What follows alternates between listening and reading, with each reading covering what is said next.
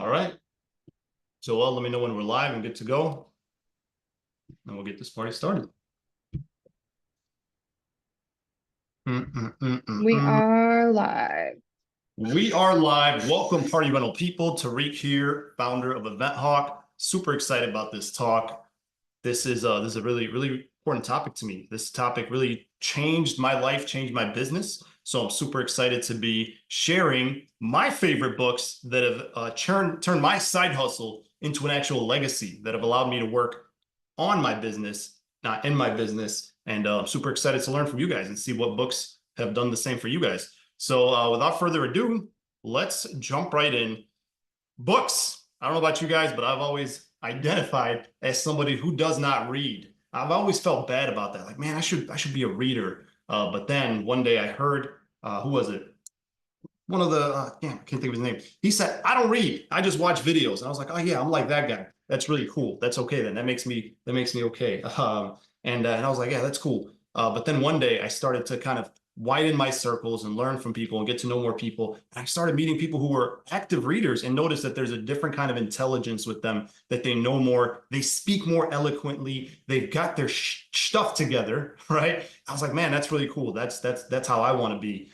So I tried to read and then I would read and I would stop. Then I discovered Audible, where you can actually listen while you drive. I was like, this is really cool. But still, sometimes I'd rather listen to music. But then I realized I kind of got to a really bad point in my life where my business was making a lot of money, but I wasn't. I was becoming more and more miserable. Right, my life was not getting better. More money was just more problems. Right, I didn't know how to hire employees. They weren't listening to me. I was like, man, nobody knows how to do this like I do. Right, how do I clone myself? And that's really when I really started to go out. I started literally traveling to conventions and meeting people. I was that fed up. I was spending thousands of dollars going to trade shows and conventions to learn one thing. How do I clone myself? How do I get it so that to solve the age-old problem, how do I get my employees to care like I do? How do I get people to run my business for me so that I'm not working every weekend? So God forbid I could take a vacation in the summer while my bounce houses are getting rented. And that's when I learned, I met some people, I read a book, and I realized something. I realized something really cool. Human beings are the only creature in the world that can do something that nobody else can. Sure, we can think. There are other animals that could think. We can learn. Other animals can learn. But there's one thing that we can do that no other creature can do in the world, and that is transfer information and experience into the future, hundreds or even thousands of years into the future. We have the ability to learn from our ancestors, literally pretty much time traveling. You know, you say if I could time travel and get the winning lottery numbers, that's pretty much what humans can do. You can transfer data and information into the future. So if you want, if you take advantage of it, which most of us don't, and a big sign of that is the cost of books. They're so cheap, right? Most of us don't pay for learning. If you take advantage of it, you can literally level up. A book. What is a book? For me, a book is 20 years of experience, 20 years of somebody else's experience for like $20, $1 a year. If I gave you the option to say, hey, you could level up as a person, as a business owner, as whatever it is that you want to be, you could gain 20 years of experience for just 20 bucks. Who would say no to that? Everybody would say, oh yeah, that's awesome. Let's do it. I want to say, oh, well, you got to read a book, it costs 20 bucks. Yeah, I'll get around to it. But that's what a book is. And that's what's going to separate the people who really make a difference in this world and who really have one thing that nobody else has from the others. And what is that one thing? It's not money. It's not success. A lot of people can have money and success. For me, what's most important, what is more important than anything else is legacy. Legacy equals immortality. How do you live forever? How do we talk about people who have died hundreds and even thousands of years ago? This is how. They've transferred their information, their experience, their inspiration into the future. And that's what every one of us has the opportunity to do. My hope is that one day I can write a book myself that I can transfer. And if not a book, experience that I can transfer to my children and to their children, and make the world a better place, even 1%. And there's no better way to do that than a book or a podcast or something like that. But books are pretty awesome. So with that, I want to share with you guys my top 3 books. And to make it easier, if you stick around till the end, I will share with you guys a PDF of all of the books, not just my top 3, that have really transformed my life my business life specifically and helped me be able to really feel like a boss and scale my business and really be more successful without having to necessarily trade dollars for time, dollars for hours, right? A lot of us here are just putting in, the more time you put in, the better your business gets. Well, there's a way where you can grow your business without necessarily investing more time. And that's called scaling. That's where you put in a little bit of time, but then you get significantly more back in return. So with that, I want to share with you guys the very first book I want to recommend. I'm gonna actually go backwards. My third choice, this is a book that I read that really helped me in my party rental business. My wife and I, we were looking, was the end of the year, end of the season.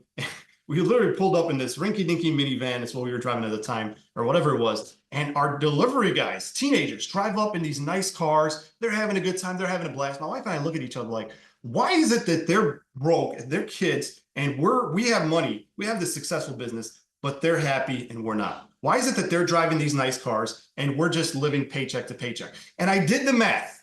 Those of you guys who know me, I'm a spreadsheet junkie. I did the math. That year was the year that we made the most money, our most successful year in business, but we took home less than minimum wage. Less than our least employee is what we took home. Just I was like, why the heck am I doing this? I'm not making money and I'm not happy.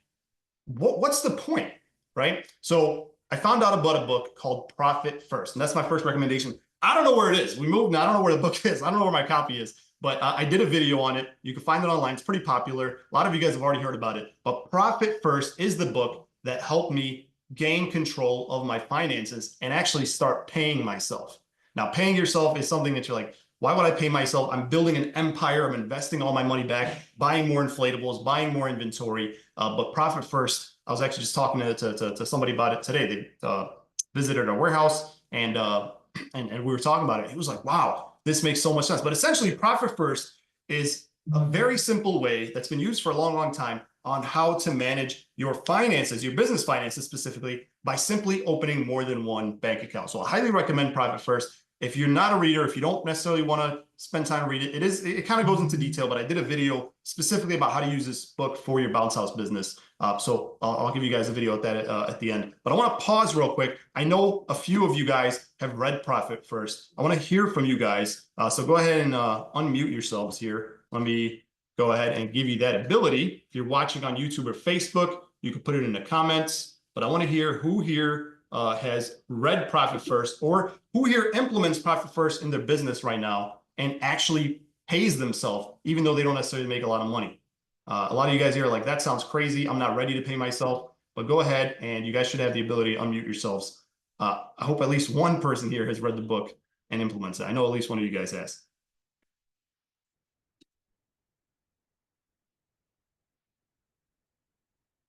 Be shy now. Anybody? Put it in the chat if you don't know how to unmute yourselves. What's the name of the book? Profit First, Profit. All right. Well, if none of you guys have read it, let me just break it down to you guys. Here's the problem with finances. Here's the problem with being a business owner.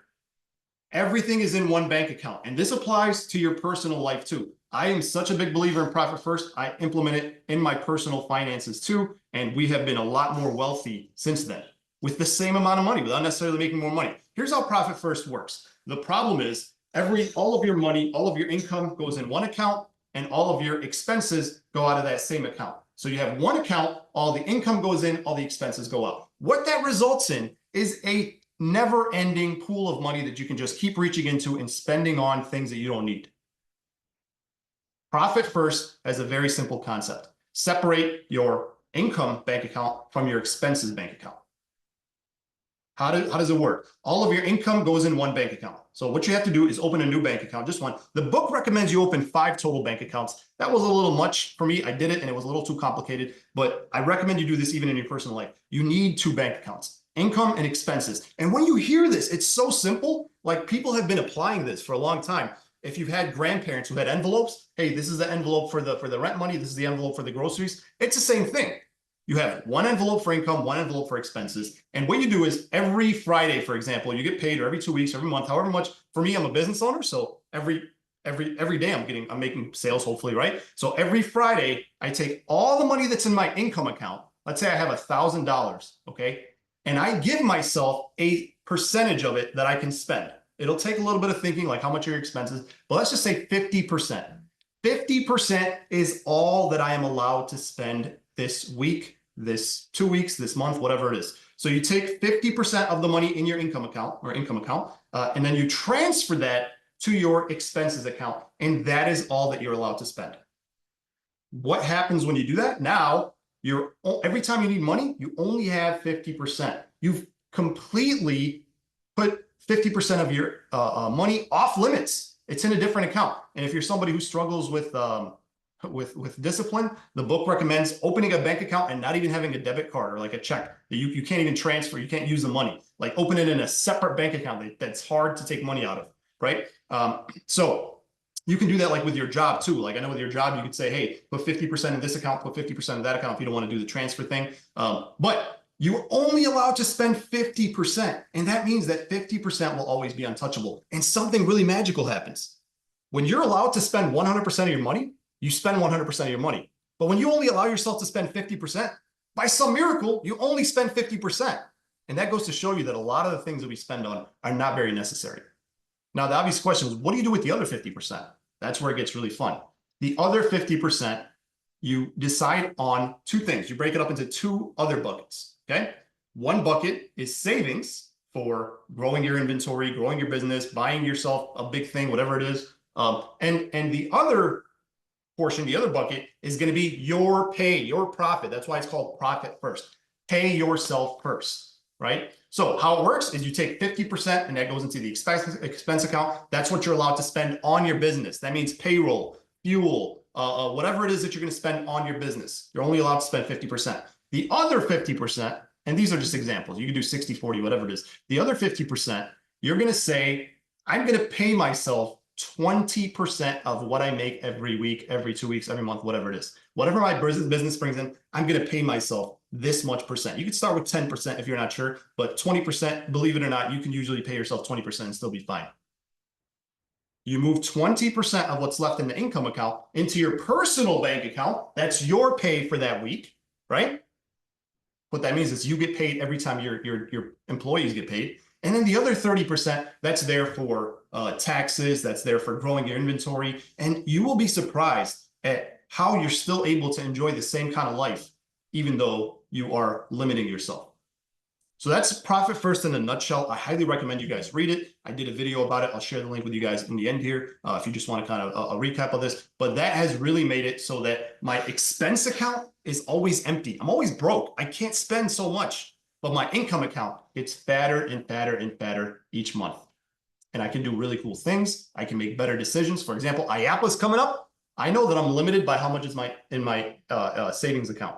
I cannot spend whatever I want. I say, hey, I have this much in my savings account. I'm going to spend half of that on inventory and the other half I'm going to keep for whatever, right? And I still got paid by the end of the year, a decent amount. So I highly recommend that. This book changed my life and really, in a way, saved my, how do I put this? It saved my, my marital partnership relationship, my marital business relationship. So my wife and I, is a lot like a lot of you guys, you start the business as a family with your wife, with your husband. My wife has been working with me for 3 years, never got paid. I never got paid. And she was getting really frustrated, right? For me, I don't need to get paid. This is my dream. My dream is what fuels me. I don't have to get a paycheck to feel good about my business. I see the business growing. I'm building an empire. But as much as my wife loves me, as much as she's dedicated to me, that is not her dream, right? And she was sacrificing her weekends, sacrificing her summers, and not seeing anything in return. There's a promise years into the future. Hey, one day, honey, I'm going to quit my job and we're going to live on an island and we're going to do this. That dream to me is right around the corner, but realistically, and to her, it's far away. So it's hard to keep your family motivated. Your kids, if they're working with you, you have to pay them. And when I started doing that, when I learned about this book, I said, you know what? We're going to start paying ourselves. So we started paying ourselves, and my wife's attitude completely changed about the business. We stopped hating our business because we started seeing money coming in. She started doing things like remodeling the house, buying things that she wanted. She felt like she was getting instant gratification from the business, and it really got her even more dedicated to the business, where before she was like, man, you need to hire somebody. I'm sick of doing this. I want to do something else. She was trying to put in more hours to work so that we can make more money and she could pay herself more. She was more dedicated. So I highly recommend you guys pay yourselves first. Check out the book, pay your kids. It doesn't, you might be thinking like, hey, this doesn't necessarily make sense. What's up, Rosalio? There he is. That's my guy. We were just talking about this earlier today. That's the book, man. Profit First made a huge impact in my life for finances. So I'm going to pause real quick here. Take any questions about Profit First before we go on to the next book. Anybody have questions? You guys should be able to unmute yourselves. If you can put it in the chat. If you're watching a recording on YouTube or Facebook or somewhere else, you can go ahead and just put it in the comments. I'll get back to you. Who wrote it? It was wrote by, I'll tell you right now. Bum, bum, bum. Profit First was by Mike Michalowicz. I'll put it in the chat here. And if you're watching a recording, I'll put all these links in the description. Mike Michalowicz.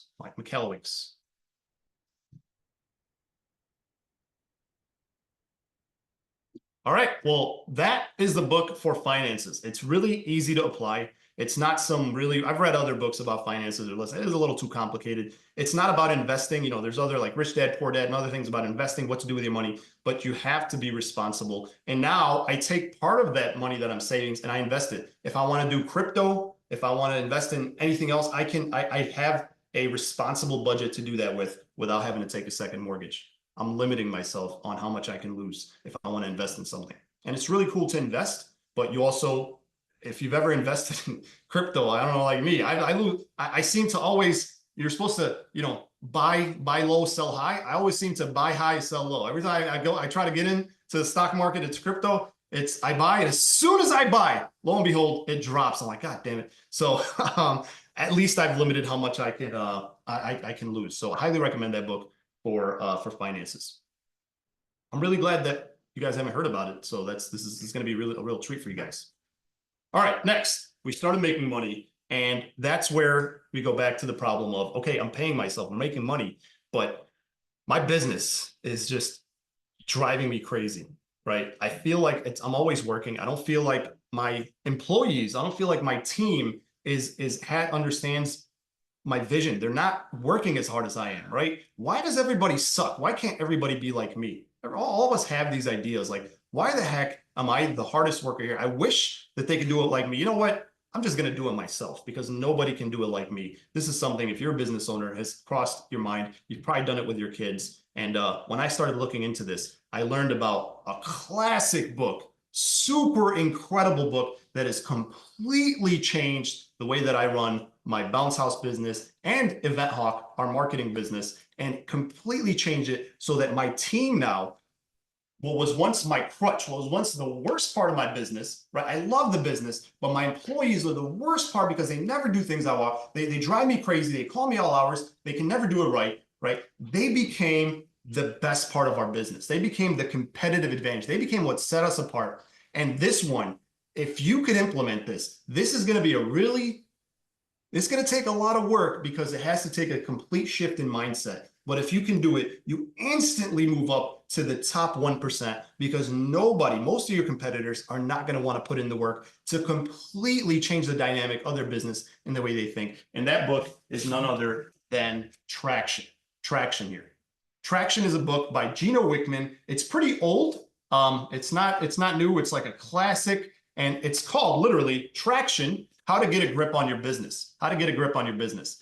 When I read this book, it took me like a year to read this book because it is so deep, so complex, so many things I was reading like, oh my God, you're reading my mind. I couldn't read it without taking notes. I had to end up dropping it and picking it up several months later. This is not an easy read, I'll be honest. There's a simpler book, or this has inspired so many other books. And this is one thing I learned. The more books that I read, you realize that each book, like to write one book, you pretty much have to read like 20 books. Each book is a combination of 20 books on the topic. So there's a lot of other books that you'll find mention things about traction. It's mentioned a lot of other books, but this book basically talks about I forgot what they're called, the 8 pieces of business, the eight, what is it called?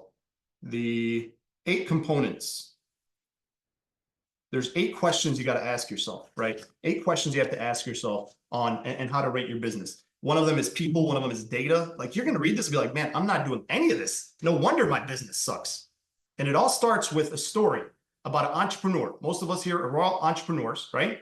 An entrepreneur is hanging onto a vine. hanging on for dear life, right? There's a bunch of people above him and a bunch of people under him.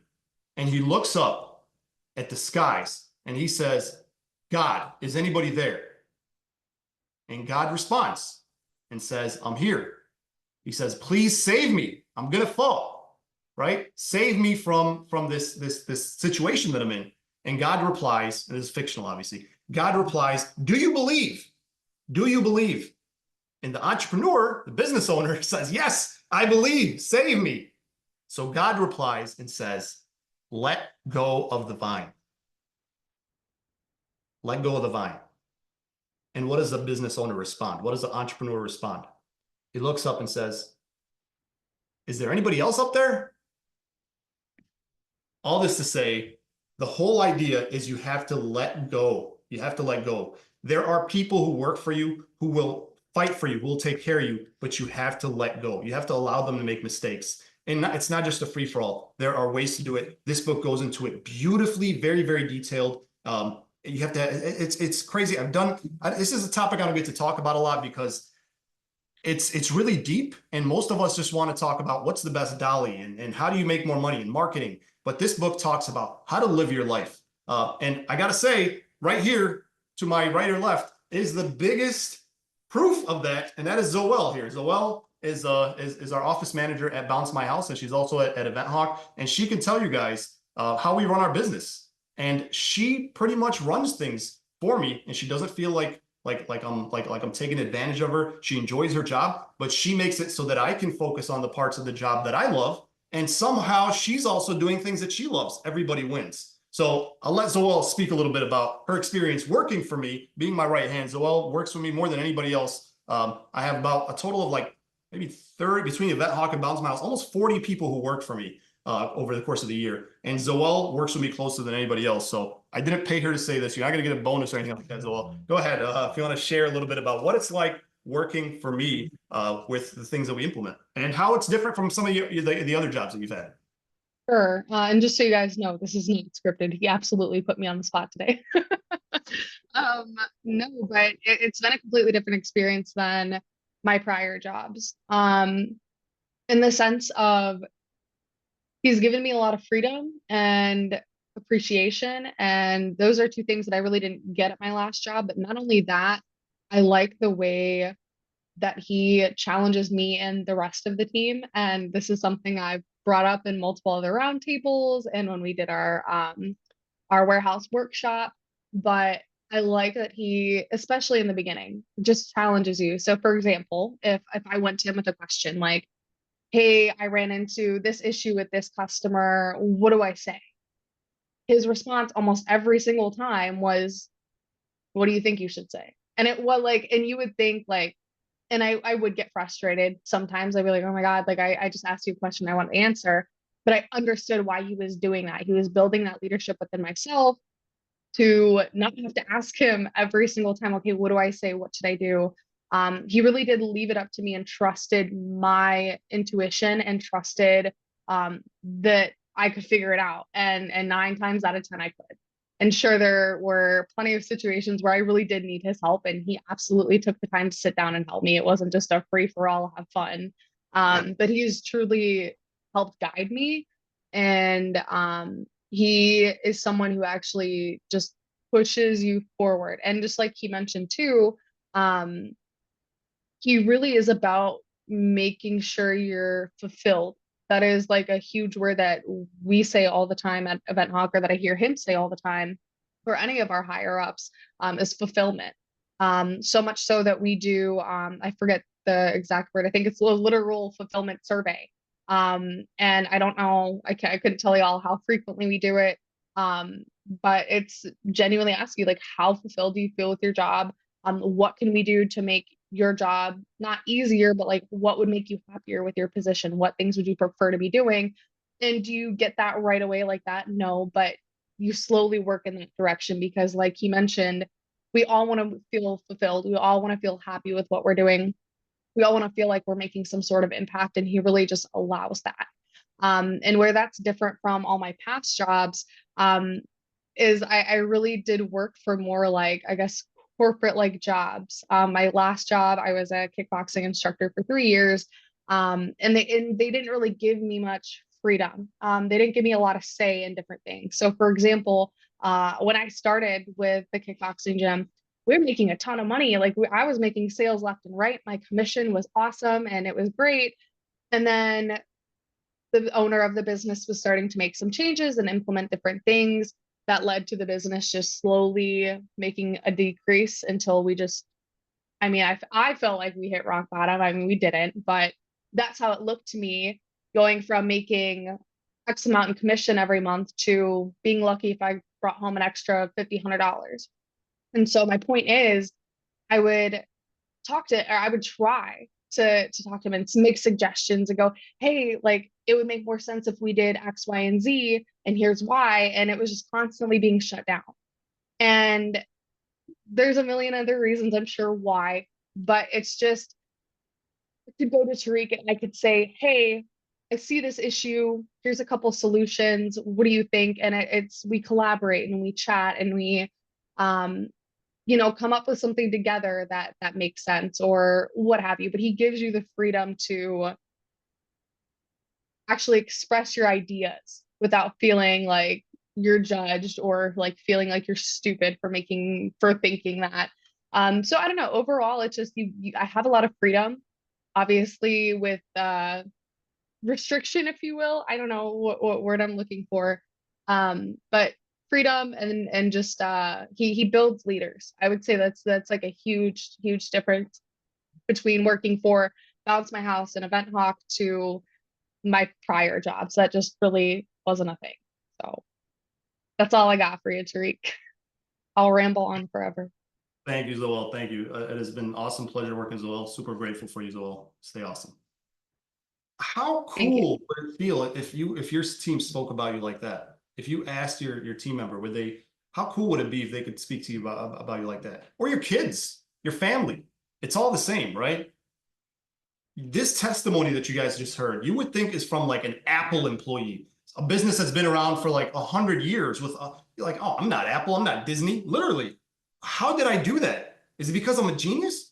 Because I picked up a book, because I spent $20 and I committed. That's what I'm telling you guys. A book has moved my company way more than 20 years into the future. We've advanced. People literally come visit our company just to be like, how do you do this, Tariq? Literally, I can't tell you how many times people have said, oh, Tariq, you got lucky with Zoelle. You got lucky with so-and-so. You got lucky with, you just got lucky. If I had your kind of team, I'd be doing much better. I'm like, you just mentioned 3-4 people that I got lucky with. At some point, it's a process. And although, yes, I'm very lucky, I feel like I'm the luckiest guy in the world to have this team, but it's intentional. There is a process where you can do the same. Because I used to sound just like you guys. I used to sit at Chipotle. And when I say, hey, can I have some extra meat? And they give you just a little bit. Like, man, like, are you paying? How come you can't? Like, you just work here. Why are you being so stingy like it's your business? And I can't help but think, man, I wish I had employees that cared about my business, like the Chipotle employees or like the McDonald's employees care about McDonald's, and they're not getting paid jack. So it's not the money. There's something that these big organizations are doing that make their employees care or whatever you want to call it. And this is how you tap into that right here. This book, I can't recommend it enough. We have a program that we're starting called Legacy, where I really want to teach a lot of these things that I'm learning. I've read about 20 books in the last year because I've just been so inspired by this. Like I said, every book references like a few other books. I'm like, oh my God, I got to read this too. I've literally become addicted. I went from somebody who says, I don't read, to becoming an addicted reader. And if you're not a reader, just listening on the road while you're driving, for those guys who drive, Audible, same thing. You just play a video instead of listening to music, listen to the knowledge, improve yourself. I highly recommend it. Thank you again, Zoelle. Traction is a book that literally helps you get a grip on your business. They've broken it up. There's like a bunch of other books that it breaks up into, like How to Be a Great Boss and Traction for Employees. But this has really changed things for us. Any questions on traction? Anybody else read the book?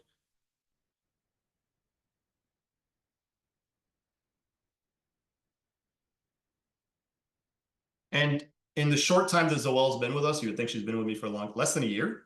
She has trained a few other leaders who are just as great, right? Because and it's really not taken much out of me. I've worked less and I'm creating leaders because, like Zoelle said, I've allowed her to make mistakes as well. You got to let go. She's made mistakes that have cost me money. She's made mistakes that have maybe cost us a bad review. I mean, I don't think she did, not a bad review, but if she did, it's not the end of the world. Now, if she got a few, then we'd have to talk, but you can't control everything. I don't know, I think it was Henry Ford that said, you can either have growth or you can have control, but you can't have both. If you want to grow, you got to let go. You can't control every part of your life. That applies to everything, with your marriage, with your kids. I'm not a marriage counselor here, but I know that the more you try to control, the more these kids and the more these people in our lives are just going to retaliate, are just going to, they don't care because they don't feel that. So this to me was a gold mine. It's helped me in my personal life. I apply a lot of this stuff, and Zoelle and I talk about this, to my kids too. I do the same thing with them. I ask questions. My kids come to me. My wife is the opposite. As soon as our daughter starts to complain about school, you should do this, you should do that, you should do this, you should do that. I'm like, honey, what do you think you should do? And it's just conversation. And I'm teaching her to think for herself. I'm teaching her not to rely on me so much, not because I'm sick of her, because I want her to be a leader. I want her to be able to depend on herself and grow into a leader. So this is one of my favorite books. I know I'm taking up most of this. I want to turn around to you guys to hear about your favorite books. But the last book, and this is the absolute, if you take one book out of all this that I highly recommend, it is this book that I'm about to share, because two reasons. One, it is combining a bunch of these books that I've mentioned and then some, combines a bunch of books. And two, my favorite reason, this book was easy to read. It's called Buy Back Your Time by Dan Martell. This is a book this guy's a software. Like I read this to help, with the Vet Hawk. This guy's like a software guy, but this book caused my business to literally crash and then rebuild 10 times stronger. Buy Back Your Time is all about how to stop, get unstuck, reclaim your freedom, and build your empire.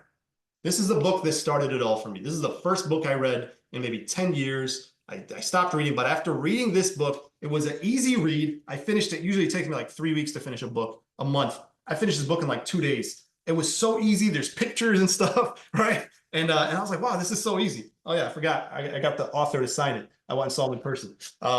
It's a really, really great book. It talks about this book. He takes a lot of things from this book, talks about a lot of other books, and it got me really wanting to read other books. But this book is very simply, to put it in simple terms, how to delegate, how to get your team to do what you need them to do, how to buy back your time, how to not spend so much time at work, and how to literally clone yourself. I know these kind of sound a little similar. This book is how to organize your business, and this book is more for you.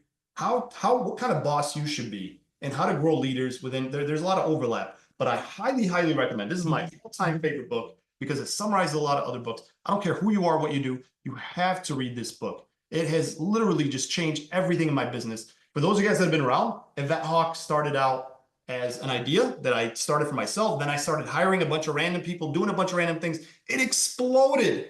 And next thing you know, we were making a bunch of money, more money than I've ever seen. It was great.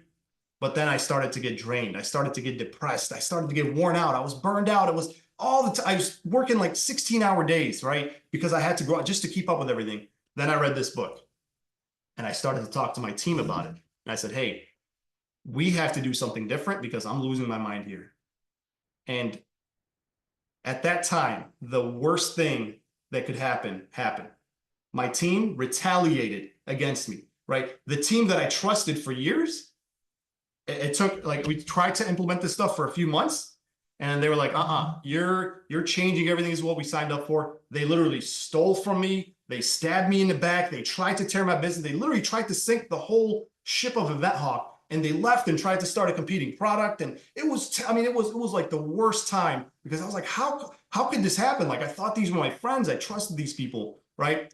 But then it was very clear that I had the wrong people on my ship. They were not learners. They didn't want to get to the next level. And what I should have done from day one when I realized that was just part ways, let go. Just say, hey, clearly this is not the place for you and you're not you're not happy here. And we have two different ways of thinking. We have to just go our separate ways. But instead, I hung on. That's the worst thing you could do. When you know somebody is wrong for your business, is toxic, is bad for your business, hanging on because they're skilled or because they're charismatic or because they're making you money is the worst thing you could do. because you keep second guessing yourself. Should I let this? I shouldn't let this person go. They're making money. They're doing good. It's just me. This book helps you understand.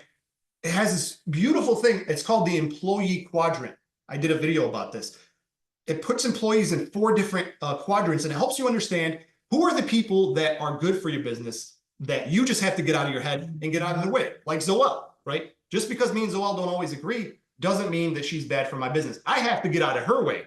But then there's other people who have to get out of my way. And it's a very thin line. It's hard to understand, especially business owners. I think we're very emotional. I think business owners, I believe entrepreneurs are more emotional than other people. That's why we became business owners, because we couldn't stand the fact of working for somebody else and having them, build their dream in a way that goes against ours. So we're like, I'm just going to do it. I'm just going to build my dream. And a lot of people, guys, pat yourselves on the back. They can't do it. They don't have the emotional intelligence, the creativity to do it. And I'm so emotional as a person that I didn't want to part ways with my friends who helped me build this business, right? And I thought I was wrong because, they are great at what they do. But this book helped me realize, and it says right away, hire slow, fire fast. If you feel that if you have any doubt, then there's no doubt that the person has to go. But because we are typically emotional people, we hang on. Like, no, if I let go. And had I done that when I realized it, my business wouldn't have taken a hit like it did. But I waited. I dragged it out like 6 months.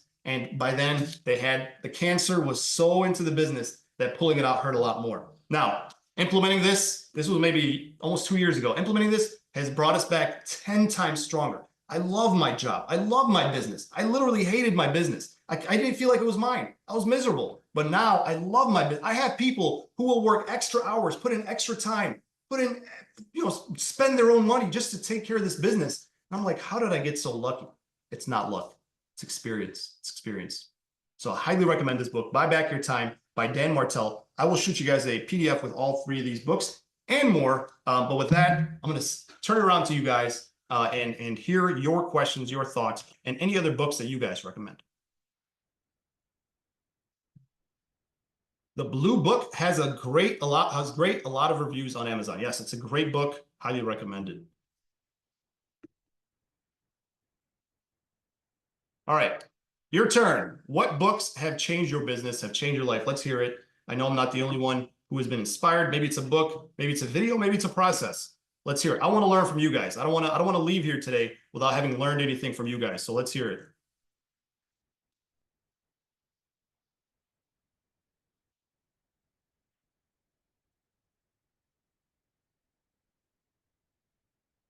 Are you guys like not able to unmute, or are you guys just really, really quiet? I think they're just a little shy tonight, Tariq. A little shy? You guys like it better when Zoelle hosts these, huh? We're just the non-readers. Hey, that's okay, man. First step to solving a problem is admitting it, right? Anybody here Audible? Anybody here have Audible or listen to an audiobook or a podcast? Well, Tariq, I'm not trying to be quiet. I'm actually in the process of working on my car while you're talking, so it's kind of noisy out here. But that last book that you just had, that's a really good book. Couple other books that I'd probably add. One of them was called Principles. Trying to remember who that was by. It's a great book about getting stuff lined out. I think it's Ray Dalio. Ray Dalio, I'm looking at it. Yeah, that's a really good book, and there's a few of them that I've read that were pretty solid. The other one is, I think it's The Lean Startup, and I couldn't tell you who wrote that one, but that one's great. It talks about pivoting and being able to look at your customers first, making sure you got a market, making sure that you're not taking what you have and running with it, and you're making sure that what you've got actually matches what people want. Because I've seen that a lot of times where people just do stuff and they think, oh, somebody will want my stuff. And the reality is there's no demand for the kind of thing that they're wanting to do or make. So it's a really good book. And a lot of times you may have a good idea. It just may need to go a different direction. So those are 2 good ones. I've read a lot, but just coming up, thinking of them off the top of your head, there's so much there. Well, thank you for jumping in and sharing, taking a break from your job at the Krusty Krab there, you and Squidward. Man, I love the lean start. I haven't not read the lean startup, but man, I have made that mistake. Rosario and I were actually talking about that today. A lot of people make that mistake, where you think you have this great idea, and if I build it, everybody's going to come because it's great and I'm a great person. But there's no demand for it, so you end up spending a bunch of money on stuff that nobody really wants. Perfect example of that. I don't know when you're watching this, but those white wedding bounce houses. So many of you guys. Oh, I want to do something different. I don't want to get a colorful bounce house. Like I'm going to get a white wedding bounce house. Nobody has that in my area. Yeah, well, nobody wants it in your area too. It's cool, but you're going to have to get that idea and people. There's no demand for it. You know what people have demand for? Tables and chairs, bounce houses, tents. Those are your cash cow. That's your money makers. Start with that, make some money, then go down something that's just like a hobby. So it sounds like that's what the lean startup is about. So thank you. Again, literally, Rosario and I were just talking about that today. I didn't know about this book, but that sounds like that's exactly what it's talking about. Thank you for sharing. Yeah, it's a The good white book. bounce houses are only white for one rental. There you go. That's true, Stacy. It's true. I bought one. Didn't get not one rent. Ended up selling it brand new. Nobody wanted it, and nobody wanted to pay what I was charging for it either. I'm not going to charge the same as a regular bounce house, but that's what they expected. No, sorry if anybody here has one. Maybe you guys are killing it with those. I've marketed them for people and then they've sold their business, right? Some things do well. I know like Jelly Ball. Jelly Ball was one where people are like, I'm going to start a Jelly Ball. It's so cool. It's like paintball, but it's not paintball. It's like it's cleaner. I would love one of those for myself, but I don't know how much demand there is. There's really not. Foam really took off. There was a time when foam was not popular. We were marketing those. We weren't really getting much. Now foam has gotten pretty popular. So there are things that can get the market can grow, but Nerf battles, Nerf war, we bought a bunch of Nerf guns and obstacles and vests and glass. We got the whole day. Nobody, I mean, we got maybe, I had like 3 years, maybe got 2 rentals. I use them all the time with my kids. I love them, but you know, people, it's just not a high demand product. So Yeah. Yeah, I've seen that happen here. We had a Nerf's place right next door, and we had another one down the street. Both of them have ended up closing. We've had 3 different laser tag places that close. And you know, I love laser tag, and I'm like, oh, I should go get it, but there's no demand for it around here. yeah. I mean, there are things like there's a place by me that it's pretty far. You probably know it, Stacy, where it's like you can you can like skydive indoors. Like who looks for that? Yeah, right? there's 2 of those around here. There's the one in Naperville, and then there's their iFly. There's the one in Naperville, and then there's one in Rosemont. Yeah. I mean, that's an idea that worked. There was no demand for it, but they must have marketed it, or it's a really cool idea. But that's, I think, like 1 out of 20 of those ideas might work. And you want to take those odds. That's just a decision you have to make. Do you have that kind of money, that kind of time to take that risk? That's I think it's something that's very easy for us to fall So into. we see bought things. into a concept about, oh God, it was pre-COVID by maybe a couple years, called eye bobbles. Oh my gosh, the worst failure ever. Oh, do tell. Eye bobbles? It was a spin-off of the photo booth and the green screen phase, like where you could do like videos, the bobble, you know, the head bop videos.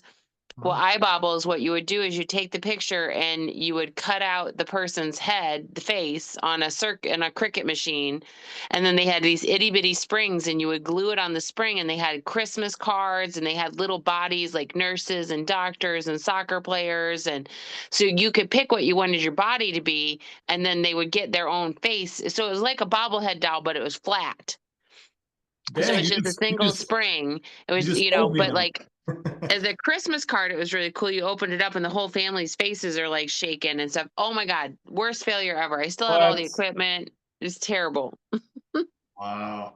You just literally sold me on it. So that's crazy that I totally You would think it would go great with a photo booth or like a bar mitzvah or a bat mitzvah. I mean, it was really well marketed for the right crowd, but it was no market here. I mean, we tried trade shows, we tried birthday parties. It was just, no. I have so many cards that I can stick little shaky faces on. I feel you. Well, I'm glad that you didn't start with that, Stacy. It was terrible, but it was a great idea, and I think it was really made a lot of money for some people in some markets, especially like people who were doing like big bar mitzvahs and stuff like that, because it was unique and different at the time. Yeah, it did not survive. I don't even think they still sell them. I did a video on how you can actually check the demand in your market. So if anybody's interested in that, put it in the comments. I'll send you guys that video. But yeah, that's really important. Val says I haven't started yet, but that's a good idea to start with tables and chairs. Yeah, I mean, you really got. I mean, feel free to reach out to me. I'll help you out. Send you the video to see what people are looking for in your market. What's the demand like? Because that's what you want to start with. If you want to make money, maybe you don't want to make money. Maybe you just want a hobby. You don't want to quit your job. But if you're like most of us, we want to create wealth for our families, build a legacy. You want to start something that's in demand and do it better than everybody else. Just do it better and you'll be okay. You want to make money. All right, that's good to hear. When it comes to market for tables and chairs is everybody who rents a bounce. And weddings, and there's many people that rent tables and chairs without a bounce. Yep. That's the end of the venues when they have a gym, but they need tables and chairs. It's where you can get your foot in the door. Absolutely. Foot in the door. Yard sales. People will rent tables from you to do a yard sale. And investment wise, we have tables in our inventory, 20 of them that are 20 years old. Yeah. You can't ask for I a bet better those ROI. aren't plastic. I bet they are lifetime plastic tables. Thank you. You're killing in your me. face, Stacy. In your face. I heard you talking about my plastic tables last week. I heard that. Talk about your plastic tables last week. You were making fun of our folding tables. I heard you. I don't do folding. As the folding go out, they don't hold much weight. I got folding plastic tables. There ain't nothing wrong with them, but they only go out to people that pick up at the warehouse. I don't take them out into the field. Yeah, well, that's all we do, man. That's all we do. 2 at a time. Yeah, okay, 4 at a time if I wanted to. I don't know about 4 at a time, because then you got to unfold them and set them down and double handle them. I'll do the 2 at a time. There you go. But no, the folding tables and chairs, like we've got other event planners and stuff in our area that reach out, and with access to our inventory, they are able to market that they have a greater selection of chairs. And when you're renting a table at $18 with a tablecloth on it, and then you charge an extra $3 to set it up and take it down, chairs are an extra $1 to set up and take down. Like that, them $20 chairs pay for themselves in 5 rentals. There you go. Right after we launched, we've had really good luck with 10 by if you want to do tables and chairs, 10 by 20 pop-up tents, in my opinion, are a must. If you don't want to get into the big tents, we get them $500 on Amazon, and 3-4 rentals, not even, they pay for themselves. It's unless you get a really windy day and then they die. There's Stacy. You know what? I think one broke today, but I don't care. It's paid for itself, right? It's a good way to get into, to get started for those of us that aren't sure we want to do that. I used to have the high quality, man, they're heavy. I like the ones from the ones from Amazon. I know they're not commercial, but man, these customers. I was gonna say, Tent and Tables got an awesome 26 by 13, but that thing is a beast. In my area, I have a lot of competitor that those people that post their table and tent on Facebook, and then they killing the price. They like just drop the price to the bottom, and then it's hard to compete with them. You're not competing with them because they have 4 of them and they run out, and then they come to you, and it doesn't matter because they can't get it from the cheaper guy. So they need to either pay your price or go away. Ignore those people. They're inconsequential. So Man, let me put it like we have this, we have like a Facebook market, not a Facebook market, but like a city Facebook group type of thing, and then people post it in there all the time. But then those people like just go right in there, and then like, oh yeah, we can help you, blah blah blah, and then I got some people ask me for some quotes and stuff, but then I just never get booking because those people are killing the price. Well, Tom, that your But do you marketing want to be along the guy this. that rents for $125, or do you want to be the guy that rents for $225? I mean, what client do you want?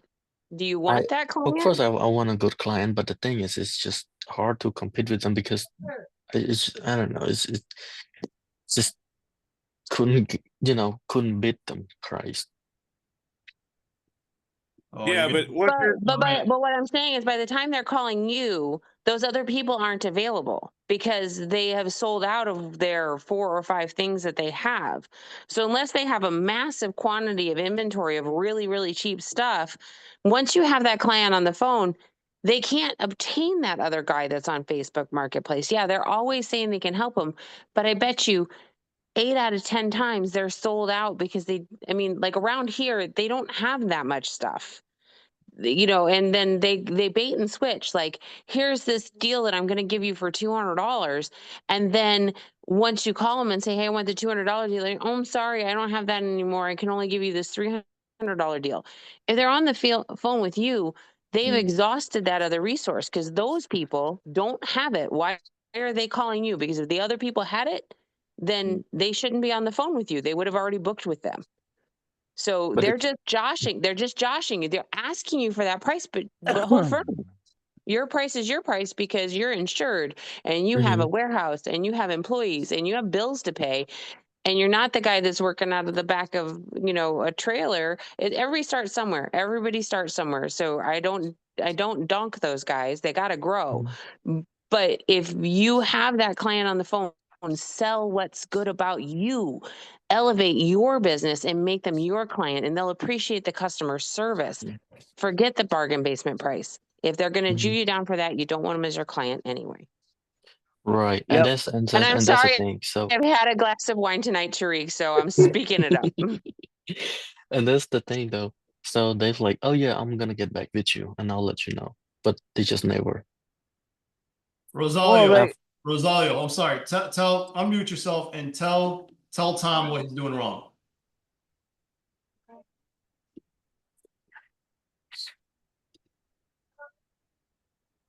Come on, Rosalio, you can do it. Unmute. Rosalio's acting like a dinosaur. Yeah, I want to hear that. Come on. All right. Well, Zoelle, you tell him. Oh, hold on. There's Rosalio. Rosalio, there you go. Speak up. What's Tom doing wrong?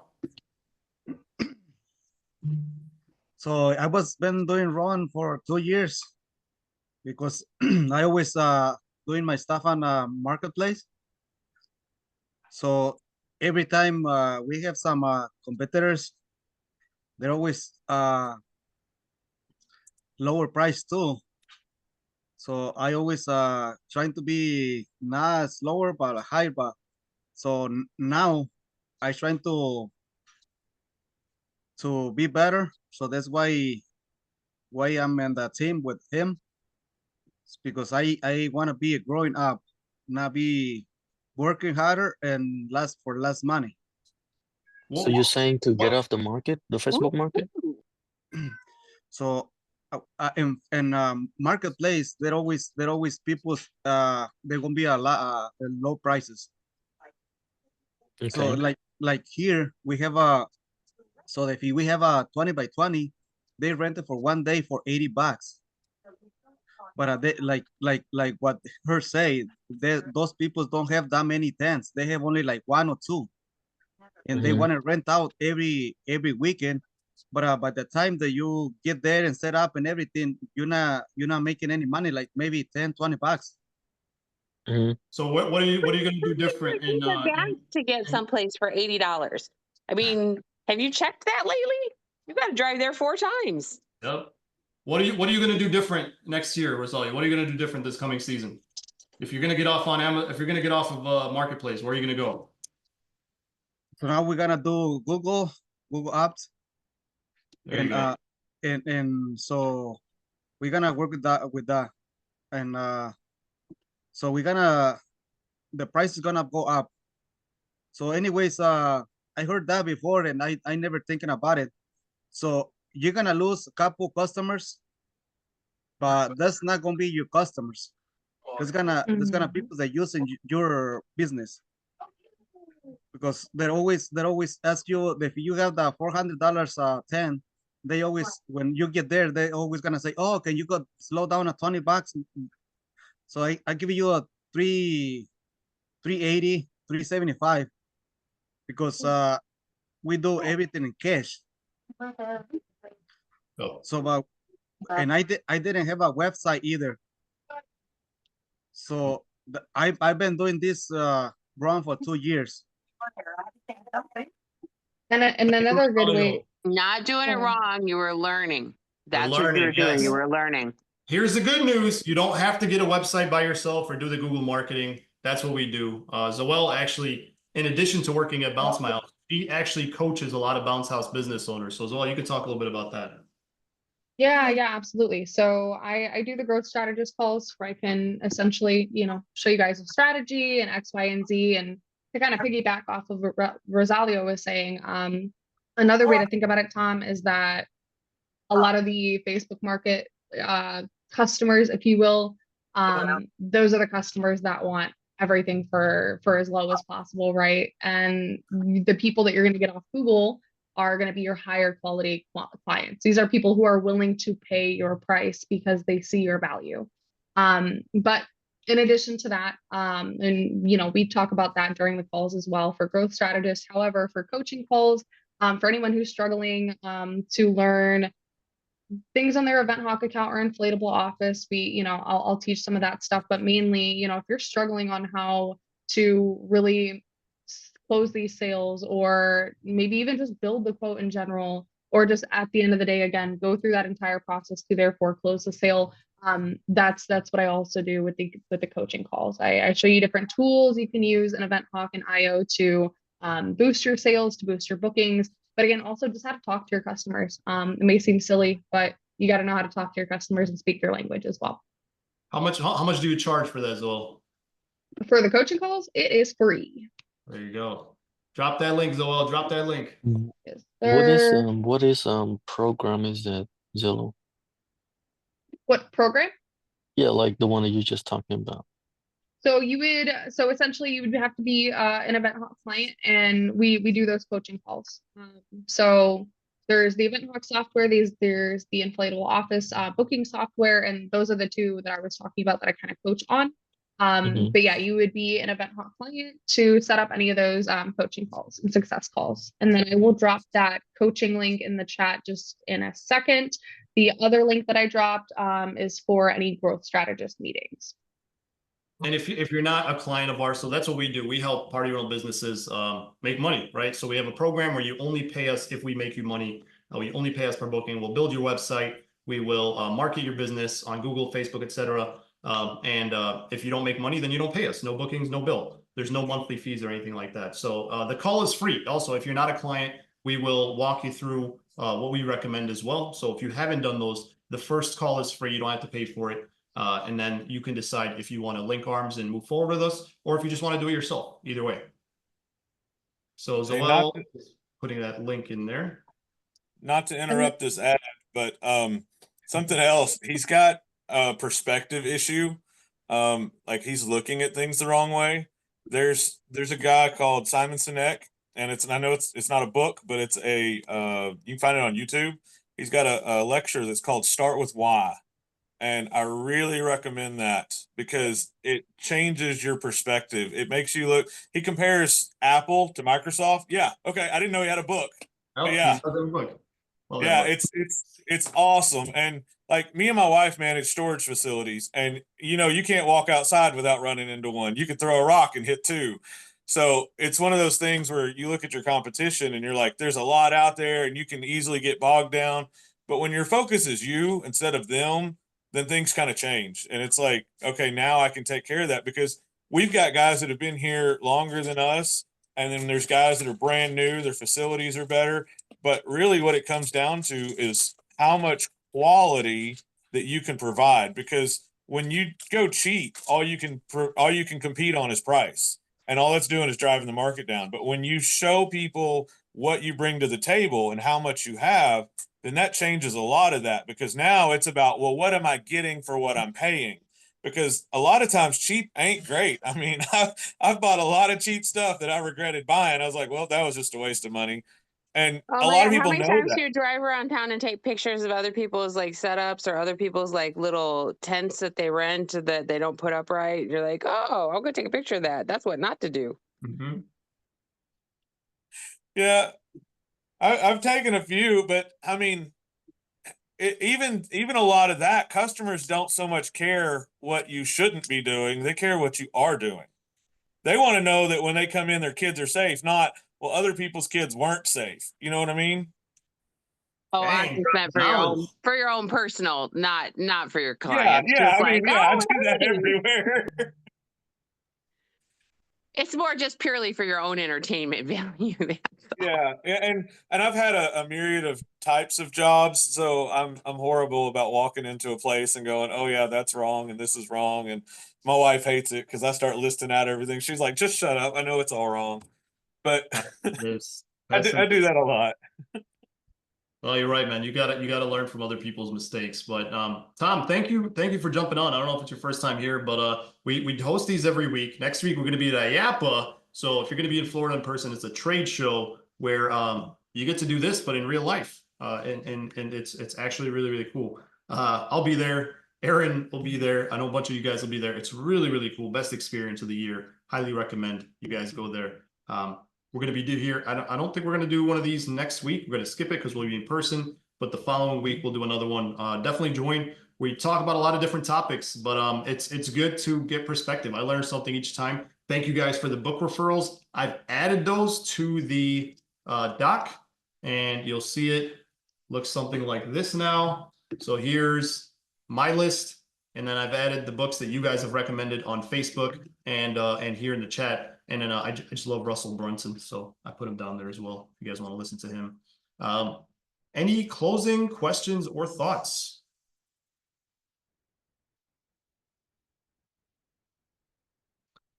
All right, well, you guys have been awesome. Thank you, as always. Zoelle coming to Orlando? No, sir. I gotta keep the ship afloat over here. Well, 2025, We're gonna go Tariq. for lunch then, Zoelle. This year. Don't tell Tariq. Are you gonna be there, Stacy? You're gonna be at IAPA? No, I am so neck deep in Santa's right now. I can't even speak straight. Well, you could come take Zoelle out for lunch then. Yeah, That's what I said. I'm gonna sneak over there, take her out for lunch. Don't tell Tariq. hold her to it. Hold her to it. She's a talker.